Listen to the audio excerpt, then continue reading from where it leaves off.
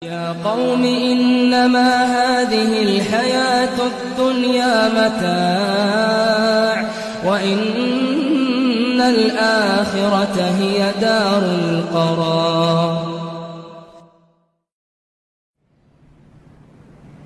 Al-Quran, risalah, hukum syariat bukan karya Nabi kita Muhammad sallallahu alaihi wasallam. Murni Allah turunkan dari langit dan Rasulullah sampaikan kepada umat seperti yang beliau terima. Di dalam surat Al-Haqqah Allah berfirman, "Walau taqawwala 'alaina ba'dal aqawil la akhadna minhu bil yamin thumma laqata'na minhu al-watin fama minkum min ahadin anhu hajizin." Seandainya Muhammad mengarang atas nama kami sebahagian perkataan, kami akan ambil dengan tangan kanan kami, kami akan ambil dengan tangan kanan kami, lalu kami akan putuskan urat nadinya. Tak seorang pun di antara kalian yang bisa menghalangi kami untuk melakukan itu. Andai Nabi Muhammad mengarang, akan tetapi yang realitanya bukan seperti itu. Nabi Muhammad mendapatkan wahyu dan menyampaikan seperti yang beliau terima. Dalam surah An-Najm, "Wa ma yantiqu 'anil hawa in huwa illa wahyu yuha." Muhammad tidak pernah berbicara melalui hawa nafsunya. Semua itu adalah wahyu yang diwahyukan Allah kepadanya. Apa manfaat dari keyakinan yang wajib tertanam di dalam jiwa kita bahwa Rasul penyampai, bukan pengarang. Syariat bukan berasal dari Rasul. Syariat berasal dari Allah Rabbul Izzati wal Jalalah, pencipta manusia. Apa manfaatnya? Manfaatnya agar kita merasa, agar kita sampai kepada kita keyakinan kita tidak berhak mengarang soal syariat. Syariat bukan apa yang diinginkan, apa semata-mata seperti apa yang diinginkan Nabi Muhammad. Syariat bukan karangan Nabi Muhammad. Nabi Muhammad tidak berhak mengarang soal syariat. Kalau Nabi Muhammad, manusia terbaik di permukaan bumi, manusia paling saleh, manusia paling bertakwa, tidak berhak mengarang soal syariat. Berhakkah Anda mengarang soal syariat? Membuat sesuatu yang sesuka Anda, semau Anda, setenang yang Anda inginkan, selezat yang Anda suka, panduan-panduan yang Anda buat sendiri, cara beribadah yang Anda lakukan sendiri, yang tidak ada tuntunan dari Rasulullah SAW, tidak ada wahyu yang berbicara tentang itu. Dari mana Anda mendapatkan hak untuk mengarang itu? Siapa yang memberi izin kepadamu? Jibril mana yang turun kepadamu? Risalah apa yang kamu dapatkan?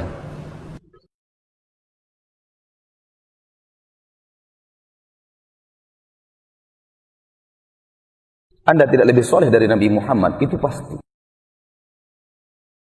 Anda tidak lebih bertakwa dari Nabi Muhammad, itu pasti. Anda tidak lebih pintar dari Nabi Muhammad, itu pasti.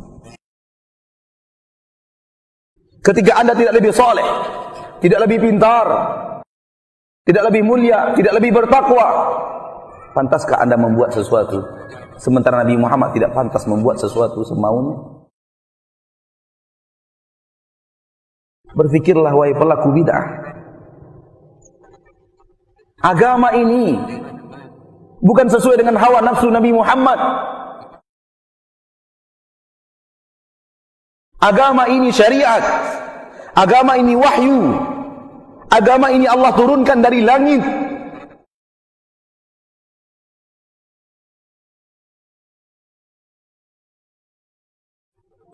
Nabi Muhammad sallallahu alaihi wasallam ditanya tentang Dzulqarnain.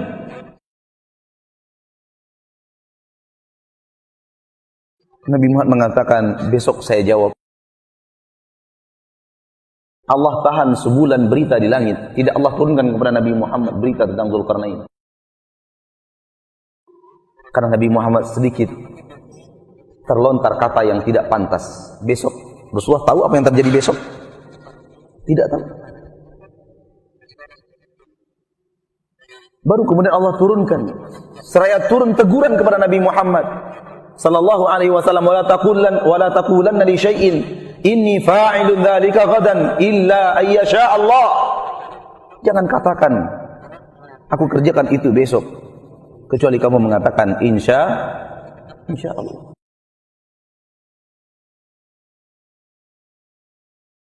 Ketika perang Uhud, kita tahu bagaimana Rasulullah SAW menderita di perang Uhud. Beliau terluka, giginya rontok,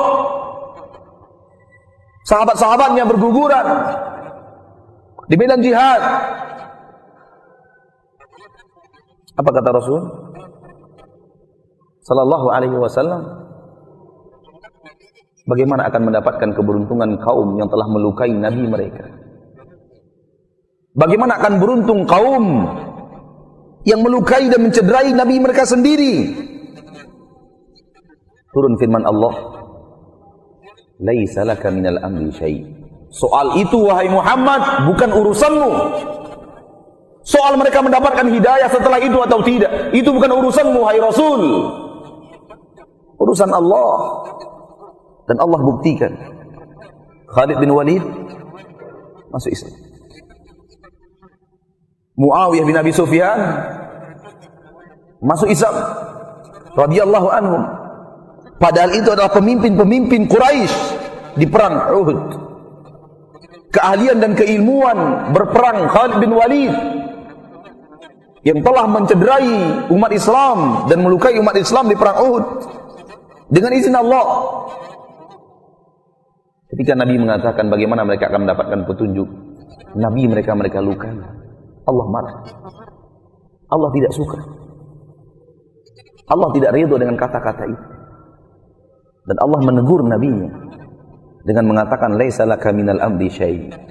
Urusan itu kamu tidak punya wewenang wahai Rasul.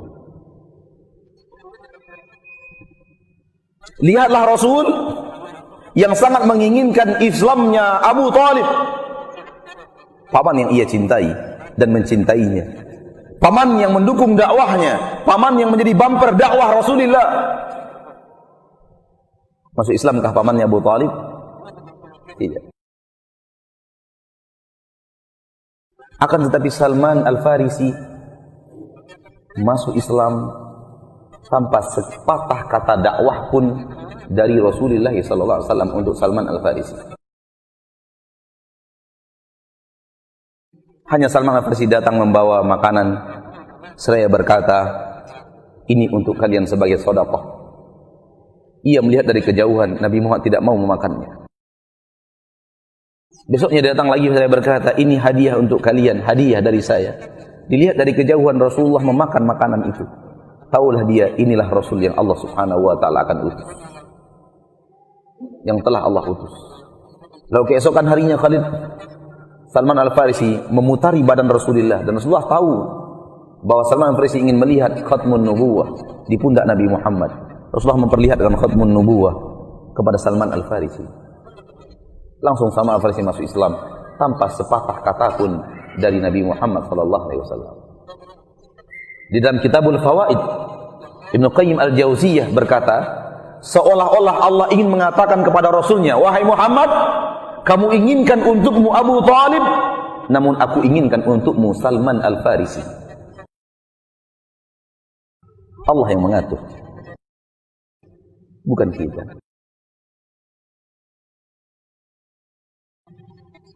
Orang yang sadar bahwa agama Islam bukanlah karya Nabi Muhammad.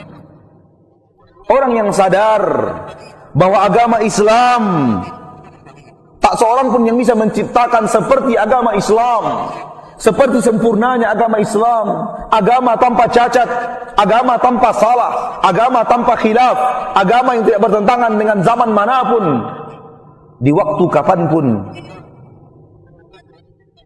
Agama yang bisa mengayomi seluruh manusia, dari seluruh bangsa, seluruh warna kulit, dan seluruh yang perbedaan bahasa, diayomi oleh agama Allah.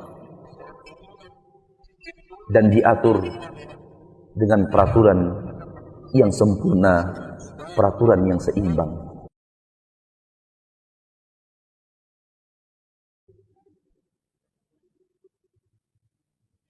Adapun manusia, kalau manusia membuat peraturan, bisa untuk tahun ini, tidak bisa untuk tahun yang akan datang. Bisa untuk 5 tahun ke depan, tidak bisa untuk tahun berikutnya. Bisa untuk daerah ini, tidak bisa untuk daerah yang lain. Bisa untuk kaum ini, tidak bisa untuk kaum yang lain. Itulah peraturan umat Islam, manusia untuk manusia. Dan di dalam peraturan yang tidak bisa itu, yang sedikit itu, yang ruang lingkupnya kecil itu, mereka pun berbeda pendapat.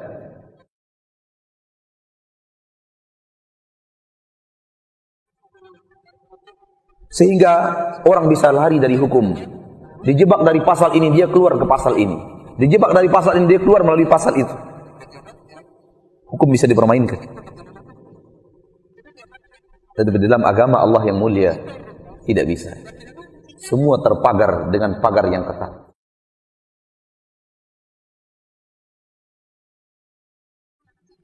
Kita wajib meyakini agama yang kita cintai ini, yang bernama agama Islam,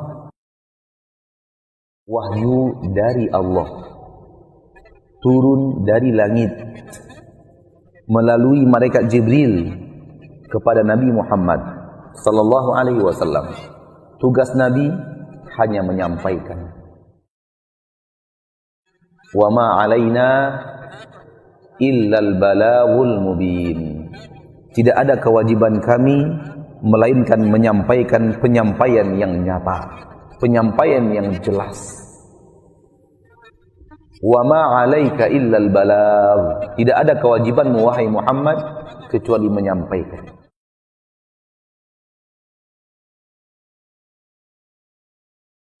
Orang yang paham itu tidak akan berani mengutak-atik syariat.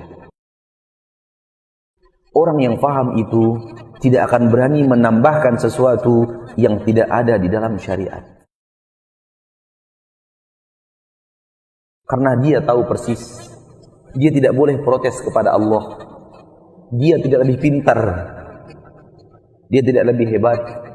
Allah lebih tahu kemaslahatan hamba-hambanya dibanding hamba itu sendiri. Hai manusia, tahukah anda berapa jumlah rambut yang ada di kepalamu? Lebih kecil, tahukah anda berapa jumlah jenggot yang ada di dagumu? Lebih kecil, tahukah anda berapa jumlah kumis yang ada di atas bibirmu? Berapa jumlahnya? Tidak tahu, mau buat syariat? Mau membuat syariat? Sadarlah wahai manusia, kita ini lemah. Wa khuliqal insanu dha'ifa. Manusia diciptakan oleh Allah lemah. Kelemahan kita mau kita pertontonkan untuk mengutak-atik syariat, membuat hal yang baru yang Rasulullah tidak pernah ajarkan, Allah tidak pernah wahyukan. Di mana kita letakkan logika kita yang sehat?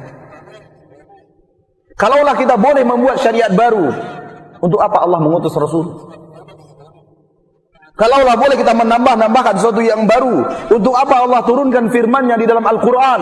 Al-yawma akmaltu lakum dinakum. Hari ini telah kusempurnakan agama kalian. Kalau masih boleh ditambah-tambah, apa makna kesempurnaan? Ketika ayat itu turun di Mekah, di Arafah, Al-yawma akmaltu lakum dinakum. Hari ini aku telah sempurnakan untuk kalian agama kalian. Mayoritas kaum muslimin dari kalangan para sahabat bergembira ria, senang dan bahagia. Agama telah sempurna. Umar menangis.